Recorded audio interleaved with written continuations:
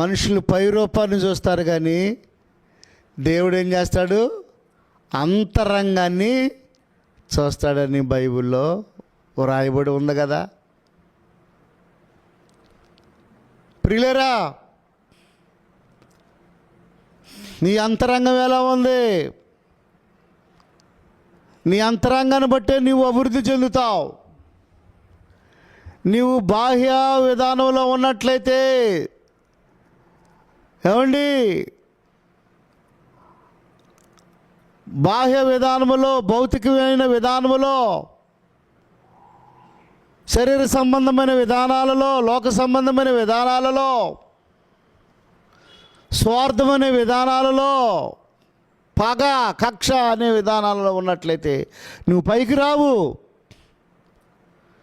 దేవుడు నిన్ను ఏమాత్రం క్షమించడు.